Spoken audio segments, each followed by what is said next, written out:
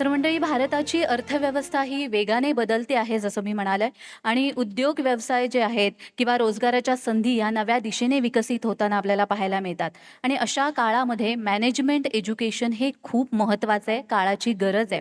आणि याच विषयी मार्गदर्शन करण्यासाठी आपल्यासोबत आहेत विश्वकर्मा युनिव्हर्सिटी पुणेचे फॅकल्टी ऑफ मॅनेजमेंट स्टडीजचे professor doctor Radhakrishnan Batole. Sir, तुमचं खूप खूप स्वागत आहे.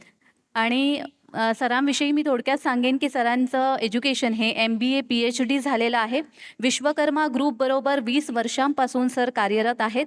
त्यांनी एज्युकेशनमध्ये बघायचं झालं तर ग्रॅज्युएशन PGच्या मुलांना आणि PhDच्या विद्यार्थ्यांना सर शिकवतात. शिवाय सर रिसर्च गाईडही आहेत. 4 स्टुडंट्सची PhD सरांच्या हाताखाली कंप्लीट झालेली आहे असं म्हणायला हरकत नाही. आणि विविध कंपन्यांसोबत इंडस्ट्री लाईफ प्रोजेक्ट सर करतात.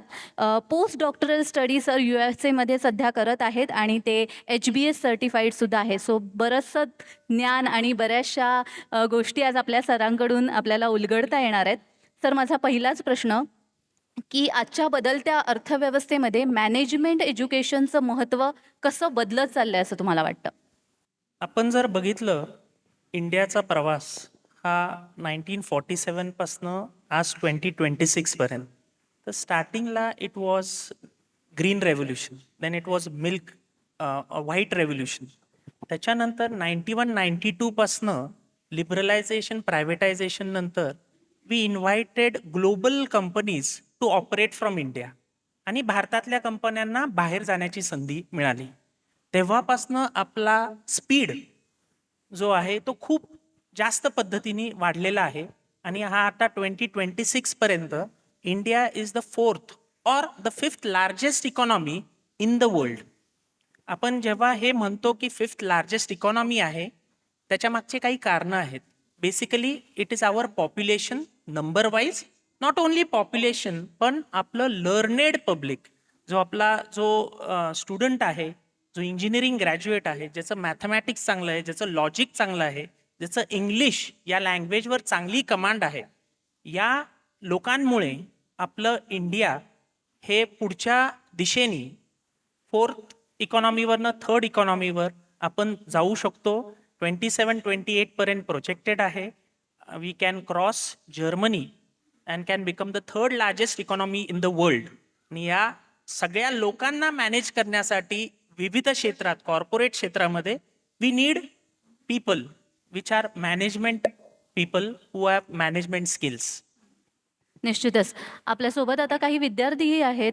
तर विद्यार्थ्यांनी मॅनेजमेंट क्षेत्र निवडत असताना कोणती काळजी घेतली पाहिजे? कोणत्या गोष्टी त्यांनी प्रकर्षाने लक्षात घेतल्या पाहिजेत? मॅनेजमेंट स्किल्स किंवा मॅनेजमेंट ही गोष्ट आपल्याला राईट फ्रॉम छोट्यापणीपासूनच आपण शिकलेलो असतो. म्हणजे अगदी सोपं उदाहरण द्यायचं की बाळ रडतं कारण त्याला भूक लागलेली असते. He is trying to attract the attention of the mother. तर ही एक स्किल आहे त्याची.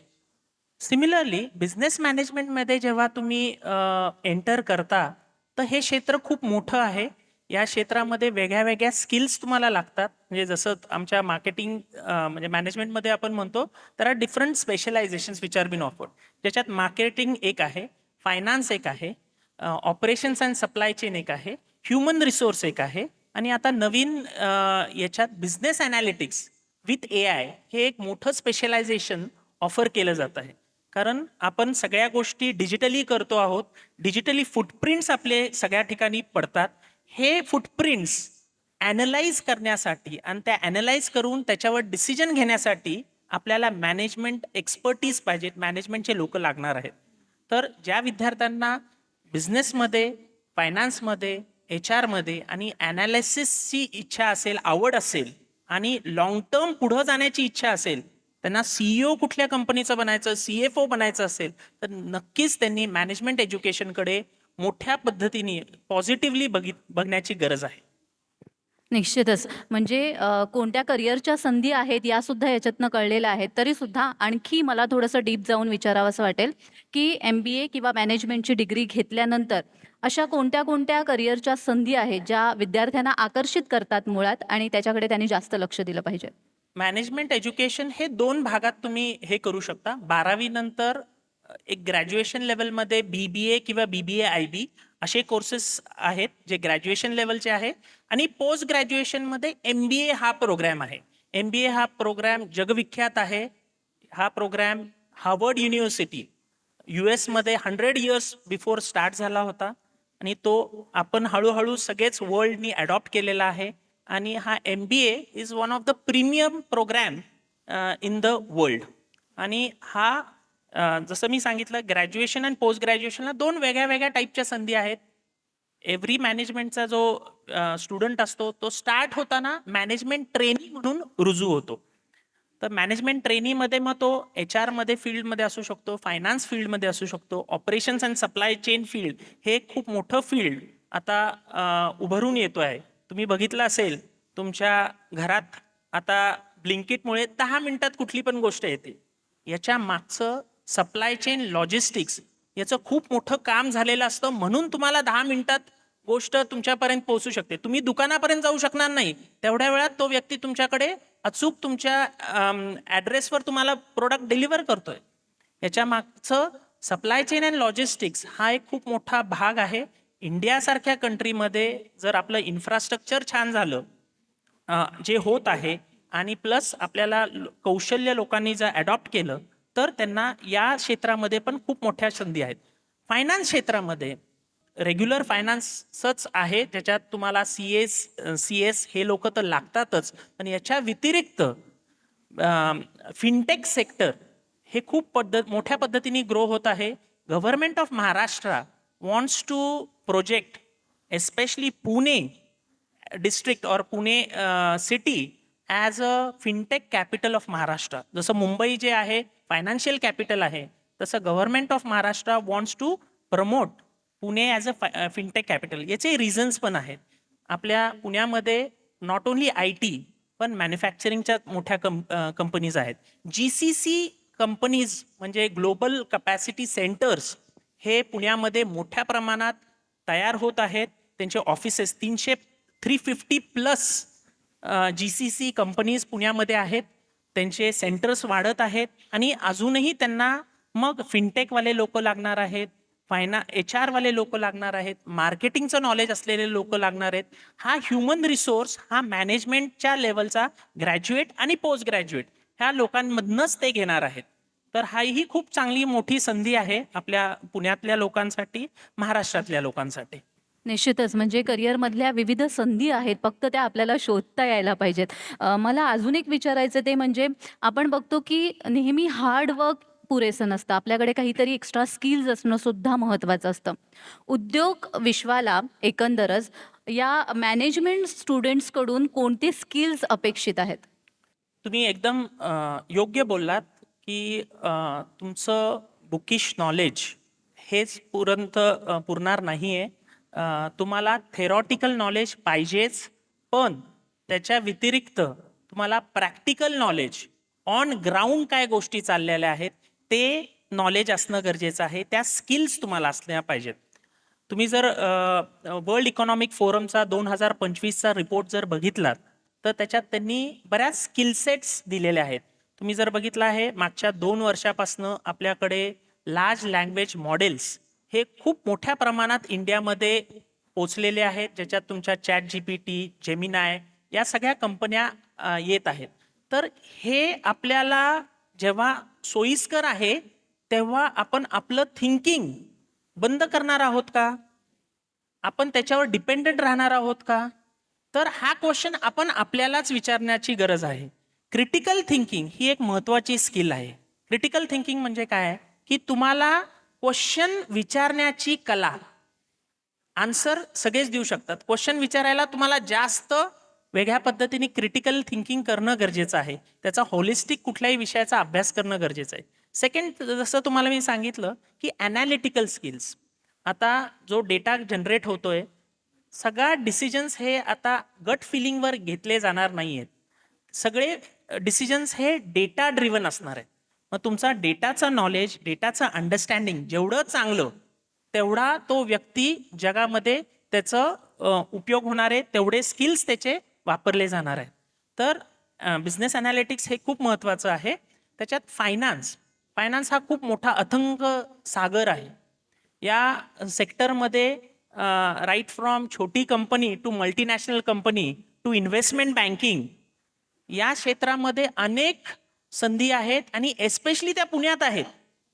तर याचा फायदा आपल्या स्टुडंट्सनी, आपल्या महाराष्ट्रातल्या विद्यार्थ्यांनी हा नक्कीच मोठ्या पद्धतीने करून घेतला पाहिजे, ज्याचा त्यांना स्वतःचा करिअर तर आहेच, पण they are also going to contribute to the Indian economy.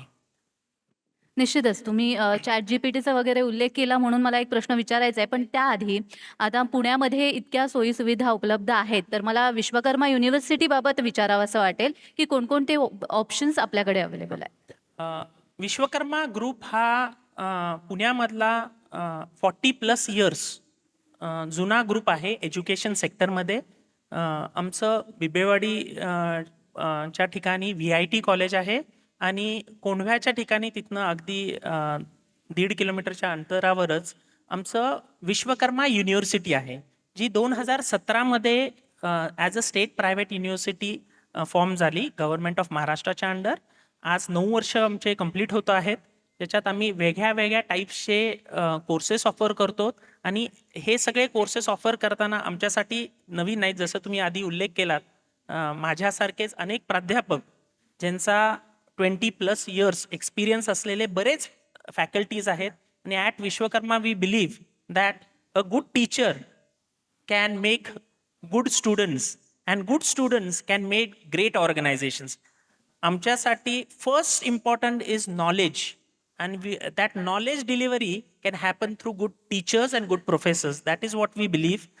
तुमच्याकडे एखादं इन्फ्रास्ट्रक्चर कमी जास्त असू शकतं, पण ॲक्च्युअल तुम्हाला लाईफमध्ये जर पुढं जायचं असेल तर you need one Guru and that Guru is your professor, your teacher.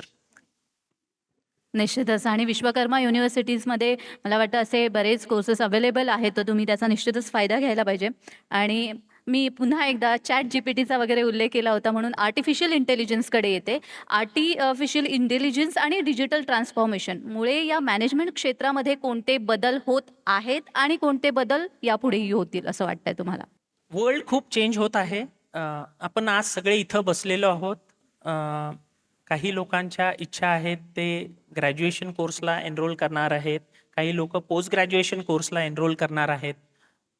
आपल्याला फ्रँकली स्पीकिंग 2 वर्षांनी काय होणार आहे हे आपल्याला कोणालाच माहिती नाही आहे. The world is changing at a rapid speed. आणि या स्पीडबरोबर आपण जर त्यांच्या बरोबर राहिलो नाही किंवा त्यांच्यातल्या 4 गोष्टी शिकलो नाहीत तर really there will be a big problem. Do not consider की आता खूप सिम्पल आहे, मी घरात बसून कुठली तरी गोष्ट ऑर्डर करतो आहे, ती माझ्यापर्यंत पोचती आहे. तुम्ही आत्ता जर बघितलं, इंडियामध्ये ई-कॉमर्समध्ये दोन्ही अमेरिकन कंपनी आहेत, फ्लिपकार्ट आणि ॲमेझॉन. आपलेच प्रोडक्ट आपल्यालाच त्यांच्या प्लॅटफॉर्मवरनं आपण घेत आहोत. They have done it smart. They know the customers, Indian customer more than us. ठीक आहे. आणि ते खूप चांगल्या पद्धतीने डिलिव्हर करतायत, ते इम्प्रूव्ह करतायत. आपण ॲज भारतीय, आपण as Indians definitely we are proud की आपल्या most of the engineers, management professionals अमेरिकेतल्या कंपन्या चालवत आहोत. पण आपण R&Dमध्ये, रिसर्च अँड डेव्हलपमेंटमध्ये डेफिनेटली कमी पडत आहोत. आपण त्यांच्या तयार केलेल्या कंपनीज, अगदी गुगल असो किंवा मायक्रोसॉफ्ट असो, या सक्सेसफुली आपले लोक नक्कीच चालवत आहेत, त्याचा आपल्याला नक्कीच अभिमान आहे. पण आपली इंडियन ग्लोबल कंपनी होण्यात आपण कुठंतरी थोडं कमी पडत आहोत, ज्याच्यात R&D, रिसर्च अँड डेव्हलपमेंट हा महत्त्वाचा योगदान करू शकतो. ज्याच्यात आपण कॉन्सन्ट्रेट करणं, फोकस करणं गरजेचं आहे. निश्चितच. सर, आपण बघतोय आता भारताची अर्थव्यवस्था जसं मी मगाशी म्हणले वेगाने पुढे जाते, सरकते आणि अशामध्ये एंटरप्रेन्योरशिप म्हणा किंवा स्टार्टअप कल्चर वाढतंय. तर या सगळ्या क्षेत्रामध्ये मॅनेजमेंटचं महत्त्व किती आहे आणि ते कसं पद्धतीने विद्यार्थ्यांनी लक्षात घ्यायला पाहिजे? खूप ॲप्ट क्वेश्चन आत्ता मॅडमने विचारला. एंटरप्रेन्योरशिप हा शब्द म्हणजे उद्योजक. जसं मी तुम्हाला सांगितलं, 150 crores आपली पॉप्युलेशन आहे, सगळ्यांनाच जॉब देणं शक्य नाही. ही प्रॅक्टिकल गोष्ट आपण समजून घेतली पाहिजे आणि त्याच्यावर कुठला तरी मार्ग काढण्याची गरज गरज आहे. तो मार्ग सेकंडरी नसणार आहे. Entrepreneurship will give you an edge over your first preference. इंडियामध्ये तुम्ही जर एंटरप्रेन्योरशिप अँड स्टार्टअप आपण मोठ्या पद्धतीने जर सुरुवात केली आणि करत आहोत. विश्वकर्मा युनिव्हर्सिटीमध्ये आम्ही स्टार्टअप कल्चर, एंटरप्रेन्योरशिप कल्चर हे आम्ही ऑलरेडी स्टार्ट केले आहे. आमचं इन्क्युबेशन सेंटर तयार होत आहे आणि या इन्क्युबेशन सेंटरमध्ये आम्ही वेगळ्या वेगळ्या कंपनीजला ऑपॉर्च्युनिटी देणार आहोत. ते तिथं येऊन एक्सपेरिमेंट करतील, ज्याच्यात आमचे स्टुडंट्स, प्रोफेसर्स त्यांच्याबरोबर काम करतील. एंटरप्रेन्योरशिप ही फार मोठी गोष्ट आहे की छोट्याच गोष्टी, जसं मी तुम्हाला उदाहरण दिलं, झोमॅटो, ठीक आहे, फूड हे एका हॉटेलमधनं तुमच्या घरापर्यंत डिलिव्हर करत आहे, ठीक आहे. ब्लिंकिट कुठलं तरी प्रोडक्ट तुमच्या डोरस्टेपपर्यंत 10 मिनिटं. छोटे छोटे प्रॉब्लेम्स आहेत भारतामध्ये, प्रॉब्लेम्सची नक्की कमी नाही. एंटरप्रेनर्सनी जर या गॅप्स, प्रॉब्लेम स्टेटमेंट्स जर चांगल्या पद्धतीने आयडेंटिफाय केले आणि त्याच्यावर जर इलाज म्हणजे त्याला सोल्युशन प्रोव्हाइड केले, तर you can start your entrepreneurship journey in a very successful way. आणि या तुमची जर आयडिया चांगली असेल तर तुमच्या आयडियामध्ये इन्व्हेस्ट करण्यासाठी, आयडिया पण आणि पैसे पण इन्व्हेस्ट करण्यासाठी लोकांची भारतात कमी नाही. ऑफकोर्स त्याच्यात सक्सेस रेट जरी कमी असेल तरी आपल्याला ते करणं गरजेचं आहे. हळूहळू त्याचा सक्सेस रेट वाढेल आणि त्या कंपनीज आपण मोठ्या करू शकतो. याच्यासाठी कॉलेजेस, युनिव्हर्सिटीज यांनी मोठा हातभार लावण्याची गरज आहे. प्रोफेसर्सनी हातभार लावण्याची गरज आहे. तरच आपण जॉब जनरेटर्स, क्रिएटर्स होण्याची गरज आहे. जॉब सीकर्स आपण इतके वर्ष आहोतच, पण आपण छोट्या कंपनीज म्हणजे इनफॅक्ट काही दिवसापूर्वी इकॉनॉमिक टाइम्सच्या एका अवॉर्ड फंक्शनमध्ये मुकेश अंबानींनी सांगितलं होतं की देर इज अ पॉसिबिलिटी की आपल्या भारतामध्ये 1000 startups at a scale of Reliance होण्याची क्षमता भारतामध्ये आहे. आणि ती ऑपॉर्च्युनिटीज जर असेल तर ती ऑपॉर्च्युनिटी आपणच घेणार आहोत. स्टार्टअपचं हे असतं की इट इज स्मॉल आयडियाज, तुम्ही लगेच एक्सपेरिमेंट करू शकता. जरी ती आयडिया वर्क नाही झाली तर दुसऱ्या पद्धतीने तुम्ही ती वर्क करू शकता, जी मोठ्या कंपनी करू शकत नाही. मोठ्या कंपनीज आर लाईक एलिफंट्स, त्यांना मूव्ह व्हायचं असेल तर खूप वेळ लागतो, पण startups can do it, adopt it. तर यांना मदत करणं, सपोर्ट करणं as universities, as colleges, as professors ही आपली जबाबदारी आहे. अँड जेन झी जी आहे त्यांना they don't want to work under anybody, they want to create something of their own. तर त्यांना आपण चान्स देऊन बघू, त्यांना सपोर्ट करू. आणि त्यांच्या फंटॅस्टिक आयडिया आहेत. म्हणजे आपल्याला वाटतं की जेन झी खूप आळशी आहेत, निवांत आहेत, पण नाही. They have good ideas, they have good different solutions to the same problem. त्यांना आपण सपोर्ट केला तर नक्कीच ते त्याच्यातनं काहीतरी चांगलं बाहेर आणू शकतील. तर जसं तुम्ही मगाशी म्हणालात की मुलांनी फक्त पुस्तकी किडा नसलं पाहिजे, तर थिअरॉटिकल नॉलेजवरती न थांबता प्रॅक्टिकल अनुभव विद्यार्थ्यांनी कसा घेतला पाहिजे, त्याचा काय फायदा होतो? जसं मी सांगितलं सुरुवातीलाच, बिझनेस हे प्रॅक्टिकल असतात. जरी आपण थेरी शिकलो, जरी आपण केस स्टडीज शिकलो, एस्पेशली मॅनेजमेंट एज्युकेशनमध्ये केस स्टडी लर्निंग हा एक मोठा भाग असतो. ठीक आहे. Case study is nothing but thing which has happened in past of some company.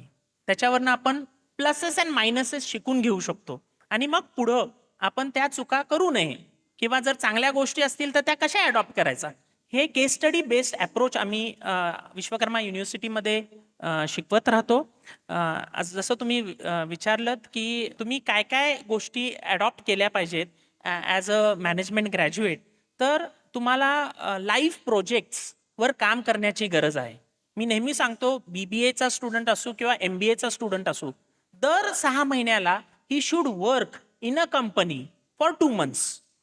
जर at the end, for example BBA course हा 3 वर्षाचा आहे किंवा 4 वर्षाचा आहे, प्रत्येक वर्षात जर त्यांनी 2 लाईव्ह प्रोजेक्ट्सवर 2-2 महिने काम केलं असेल, भले ते पार्ट टाइम असेल, तर त्याला अंडरस्टँड होणार आहे की कंपनी कशी रन होते, कंपनीमध्ये गेल्यावर काय एटिकेट्स असतात, तुमचं ड्रेसिंग कसं पाहिजे, तुम्ही कसे वेळेवर जाणं गरजेचं आहे, प्रॉब्लेम कसा आयडेंटिफाय, कम्युनिकेशन कसं करतात, या गोष्टी मुलं या इंटर्नशिप्समधनं शिकू शकतात. ज्या इंटर्नशिप्स आम्ही विश्वकर्मा युनिव्हर्सिटीमधनं मुलांपर्यंत पोचवतो, ज्याचा मुलांना हँड्स ऑन ट्रेनिंग होतं आणि मग तो ग्रॅज्युएट झाल्यावर ही इज रेडी.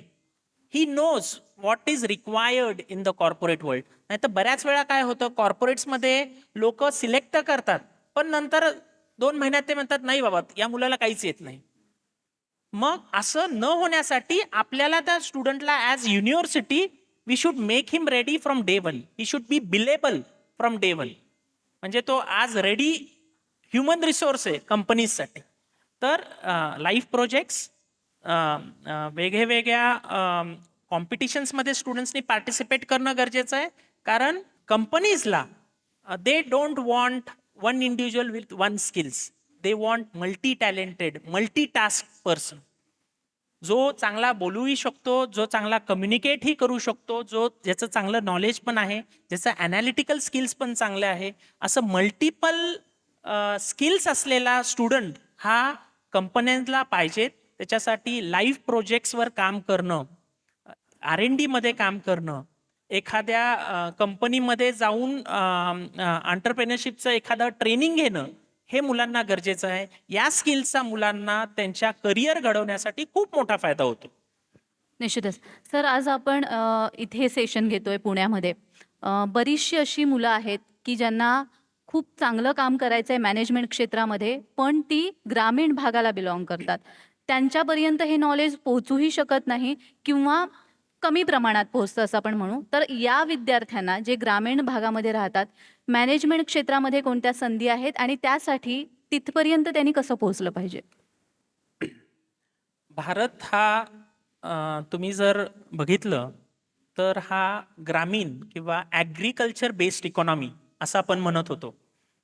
काळांतराने लास्ट 20-25 वर्षात if you see cities are been populated. Pune आणि मुंबई इज महाराष्ट्र असं एक गणित होऊन गेलेलं आहे. ग्रामीण भागातले लोक सगळे इकडं येत आहेत. ग्रामीण भागात 40% लोक राहिलेत, 60% लोक आज शहरात येत आहेत. त्या ग्रामीण भागात जे राहणारे लोक आहेत त्यांना जर तुम्ही ऑपॉर्च्युनिटीज दिल्यात, त्यांना जर तुम्ही काही संधी दिल्यात, especially in the entrepreneurship area, तर ते काय येतील आणि आपल्याला यांनी बॅलन्स करता येईल. We should not have 100 smart cities. I would say we should have 10,000 smart villages. Actually कारण तिथे ते वसले पाहिजेत. इकडे सगळ्या शहराकडे लोंढा येता नाही खरं तर. जर ते तिथं असतील आणि त्यांना काहीतरी बिझनेसच्या म्हणा किंवा छोट्या जॉब्सच्या म्हणा अशा जर संधी देऊ शकलो, तर कोणाला आवडतो घर सोडून दुसरीकडे जायला. पण ऑपॉर्च्युनिटी नसते म्हणून ते इकडे येतात. तर त्यांना तिथं आपण एकतर कौशल्य, एकतर ऑनलाईन एज्युकेशनच्या पद्धतीने देऊ शकतो. सर्टिफिकेशन काही आजकाल तुमचा मोबाईल आहे, it can access the world. ठीक आहे, इथं बसल्या म्हणजे अगदी ग्रामीण भागात बसून तुम्ही HBSचं सर्टिफिकेशन करू शकता. जर तुम्हाला खरंच त्याची इच्छा असेल आणि जिद्द असेल तर इंटरनेट इज युअर वर्ल्ड. ठीक आहे, तर तुम्ही नॉलेज तर 100% ग्रामीण भागात पण बसून घेऊ शकता. प्लस जसं मी सांगितलं, सरकारच्या मदतीने, काही NGOजच्या मदतीने, काही वेगळ्या सरकारच्या योजना आहेत त्याच्या मदतीने आपण जर ग्रामीण भागात छोटे उद्योग जरी स्टार्ट करू शकलो, तरी त्याचा एक खूप मोठा आधार ह्या महाराष्ट्राच्या ग्रामीण भागाला होणार आहे. तिथं डेव्हलपमेंट होणार आहे आणि सिटीजवरचं बर्डन कमी होणार आहे. याचा दोन्ही डबल फायदा होणार आहे. अशा पद्धतीने ग्रामीण भागातले मुलं पण त्याचा फायदा करून घेऊ शकतील. निश्चितच. आणखी एक महत्त्वाची गोष्ट निदर्शनास येते ती म्हणजे विद्यार्थी अभ्यासात हुशार असतात, चांगले स्किल्सही असतात त्यांच्याकडे, जे मॅनेजमेंटमध्ये करिअर करू शकतात. मात्र काही काही वेळा कम्युनिकेशन स्किल कमी पडतं, लीडरशिप क्वालिटी कमी पडते आणि त्यामुळे ते मागे राहतात कालांतराने. तर त्या गोष्टी मॅनेजमेंट करिअरमध्ये किती महत्त्वाच्या आहेत? कम्युनिकेशन हे आपल्याला अगदी जन्मापासनं ते शेवटपर्यंत आपल्याबरोबर राहणारी गोष्ट म्हणजे कम्युनिकेशन आहे असं मी म्हणतो. अगदी कुठलीही लँग्वेज असो, मी म्हणत नाही की इंग्लिशचाच अट्टाहास, पण global language of businesses is definitely English. ठीक आहे, आणि इंग्लिशचा आपण खूप बाऊ केलेला आहे. इतकी अवघड लँग्वेज नाही आहे. ऑफकोर्स त्याच्यासाठी थोडं प्रयत्न करणं गरजेचं आहे. अगदी छोट्या गोष्टी म्हणजे अगदी मी बेसिक लेवलपासून सांगतो तुम्हाला की इंग्लिश न्यूजपेपर वाचणे ही सवय लावून सुरुवातीला डेफिनेटली तुम्ही इकॉनॉमिक टाइम्स घेतला, टाइम्स ऑफ इंडिया पेपर घेतला तर तुम्हाला अवघड जाईल. पण जर तुम्ही सवय लावली, अवघड गोष्टी अगदी मार्क करून ठेवल्या, त्याचं डिक्शनरीमधनं मिनिंग जर हे करून घेतलं आणि एका मित्राबरोबर कंटिन्युअसली इंग्लिशमध्ये डायलॉग जर करत राहिलात तर डेफिनेटली इंग्लिश लँग्वेजवर तुम्ही प्रभुत्व मिळू शकता. कम्युनिकेशन स्किल हे खूप महत्वाचं आहे. You are always working in a team. तुम्ही एकटे काम करत नाही आहात आणि टीममध्ये तुमचं कम्युनिकेशन स्किल ते रिटन असेल किंवा रिटन म्हणजे ईमेल किंवा तुमचं बोलण्याचं स्किल असेल, याच्यावर खूप मोठा इम्पॅक्ट तुमच्या टीमवर होतो, पॉझिटिव्ह अँड निगेटिव्ह. म्हणून याच्यावर काम करणं, इंग्लिश चॅनेल्स बघणं, इंग्लिश मूव्हीज बघणं, मित्रांबरोबर इंग्लिशमध्ये बोलणं आणि त्याचा कुठला न्यूनगंड न हे करता आपल्याला शिकायचं आहे ना, देन गो फॉर इट. आणि हे जर मनापासून केलं तर मी खूप बघितलंय ग्रामीण भागातले मुलं, मराठी मीडियम मधले मुलांनी पण चांगला प्रयत्न करून आज चांगल्या पदावर उत्तमरित्या इंग्लिश मुलं बोलतात. It is all about practice, not about class. ठीक आहे. तर तुम्ही जसं म्हणला कम्युनिकेशन स्किल हा बिझनेस मधला खूप महत्वपूर्ण भाग. तुमच्याकडे थोडी टेक्निकल नॉलेज कमी असेल पण if you have a good communication skill you will get that work done from your team members. ठीक आहे. तर ती स्किल्स अडॉप्ट करणं आणि त्याच्यावर काम करणं हे गरजेचं आहे. निश्चितच. सर, आणखी एक महत्त्वाचा मुद्दा तो म्हणजे आता भारताची इकॉनॉमी जशी जशी डेव्हलप होत चालली आहे, अशी कोणती मॅनेजमेंट सेक्टर्स आहेत की त्यांचा काय म्हणू शकतो आपण सर्वाधिक वाढण्याची क्षमता आहे त्या सेक्टर्समध्ये? तुम्ही जर भारताचा ओव्हरऑल विचार केलात, आपल्या GDP मध्ये 55% of the contribution in India's GDP is of service sector. Service सेक्टरमध्ये काय येतात? सर्व्हिस सेक्टरमध्ये तुमचं बँकिंग येतं, सर्व्हिस सेक्टरमध्ये तुमचं IT येतं, सर्व्हिस सेक्टरमध्ये तुमच्या या BPOs कंपनीज येतात, बिझनेस प्रोसेस आउटसोर्सिंगच्या कंपनीज येतात. या सगळ्या सर्व्हिस सेक्टरचा खूप मोठा पगडा आहे. तर हा 55% आपल्या इकॉनॉमीमध्ये कॉन्ट्रीब्यूट करतो. साधारण 17 ते 18% हे मॅन्युफॅक्चरिंगचं कॉन्ट्रीब्युशन आहे, ज्याच्यात तुमच्या मॅन्युफॅक्चरिंग कंपनीज आहे, टाटा मोटर्स आहे, महिंद्रा आहे, या मॅन्युफॅक्चरिंग कंपन्याचं 17-18% कॉन्ट्रीब्युशन आहे. आणि राहिलेलं कॉन्ट्रीब्युशन जे आहे ते डेफिनेटली ॲग्रिकल्चर या सेक्टरमधलं आहे. ॲग्रिकल्चर सेक्टरला आपण कमी लेखून चालणार नाही. हे if we have to feed 150 billion people we definitely need to have a good agriculture output. कितीही मॉडर्न झालो, AI खाऊ नाही शकत. अन्न आपलं रेग्युलरच खाणार आहोत याचं आपल्याला ध्यान असलं पाहिजे. आणि as an agriculture economy we should be proud of it. आणि ॲग्रिकल्चर सेक्टरला सपोर्ट करणं किंवा मॉडर्न पद्धतीने त्याच्याकडे बघणं, युझिंग AI, युझिंग IoT, हे करणं गरजेचं आहे. तुम्हाला सांगायला मला निश्चित आवडेल, आमच्या युनिव्हर्सिटीमध्ये मी काही आमच्या मॅनेजमेंट आणि इंजिनिअरिंगच्या स्टुडंट्स बरोबर ॲग्रिकल्चर किंवा ॲग्रीटेक या सेक्टरमध्ये काही स्टार्टअप्सवर आम्ही काम करत आहोत, ज्याच्यात आम्हाला मधी हिवरे बाजार या ठिकाणी पोपटराव पवार यांना भेटायची आम्हाला संधी मिळाली. त्यांनी पण आम्हाला खूप चांगल्या पद्धतीने गाईड केलं. पुढच्या महिन्यामध्ये जुलैमध्ये आम्हाला आमच्या विश्वकर्मा युनिव्हर्सिटीमध्ये ॲग्रिकल्चरवर एक आमची इंटरनॅशनल कॉन्फरन्स आहे, ज्याच्यात आम्ही त्यांना प्रमुख पाहुणे म्हणून पण बोलवलेलं आहे. या ॲग्रिकल्चर सेक्टरमध्ये आपलं कॉन्ट्रीब्युशन म्हणजे using technology, using drones, using different ways, IoT platforms हे करणं गरजेचं आहे. हे यायला कोणी बाहेरचा माणूस येणार नाही आहे. मला शेती करता येत नाही, मी शहरात येतो आणि 10-15 हजार रुपयाची नोकरी करतो, हा विचार करण्यापेक्षा माझ्या शेतीमध्ये मी वेगळ्या पद्धतीने काही उत्पन्न घेऊ शकतो का, वेगळं काही प्रोड्यूस करू शकतो का, ज्याची मार्केटला गरज आहे, आणि ते जर मी देऊ शकलो एक्सपोर्ट, गल्फ कंट्रीजमध्ये कितीतरी एक्सपोर्ट हा भारतातनं होतो. आय एम व्हेरी प्राऊड की माझा एक स्टुडंट अगदी BBAचा तो छोटा बिझनेस इंडियामध्ये करत होता वडिलांबरोबर, पण तो माझ्याकडे नेहमी यायचा की सर मला काहीतरी वेगळं करायचं आहे. तर त्या स्टुडंटनी मिरचीचा बिझनेस, अगदी तुम्हाला सांगतो मिरचीचा बिझनेस आज एक्सपोर्ट 6 कंटेनर्स आम्ही मागच्या 3 महिन्यापूर्वी दुबईला एक्सपोर्ट केलेले आहेत. तर आपल्या भारतामधनं खूप चांगल्या ऑपॉर्च्युनिटीज आहेत ॲग्रिकल्चर रिलेटेड प्रोडक्ट्सच्या एक्सपोर्ट करण्याच्या. तर तुम्ही एकतर फार्मर असताल तर त्याच्यात तुमच्या यील्डमध्ये इम्प्रूव्हमेंट करा, नसताल फार्मर्स तर ॲग्रिकल्चर रिलेटेडमध्ये स्टार्टअप किंवा एक्सपोर्टमध्ये एक्सपोर्ट आणि इम्पोर्टमध्ये तुम्ही खूप मोठ्या पद्धतीने काम करू शकता. आपल्याकडे खूप छान, we are blessed to have good ports in Maharashtra, Mumbai, JNPT हे सगळे पोर्ट्स आहेत. याचा फायदा आपण करून घेऊ शकतो. पुणे हे खूप मोठं ॲग्रिकल्चर हब आहे, फ्रूट्सचं खूप मोठं एक हब आहे. त्याचा फायदा नक्कीच तुम्ही करून घेऊ शकता. अगदीच. शेवटचा प्रश्न सर, जर परदेशामध्ये करिअर करायचं असेल कुणा विद्यार्थ्याला, तर जागतिक स्तरावर या क्षेत्रामध्ये करिअर करण्याच्या कोणकोणत्या संधी आहेत? मॅनेजमेंट एज्युकेशनची ब्युटीच ही आहे की you are not restricted to any sector. You can work in a bank, you can work in an IT company, you can work in a manufacturing company, you can work in an investment bank company. ठीक आहे. ही त्याची beauty आहे.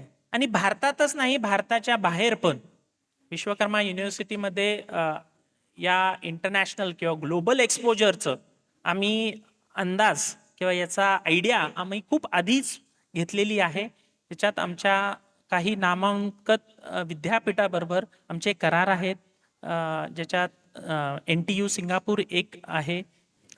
HBS मधले काही certifications आम्ही आमच्या फॅकल्टीजला आणि चांगल्या विद्यार्थ्यांना देतो आहोत, ज्याचा मुलांना फायदा होऊ शकतो.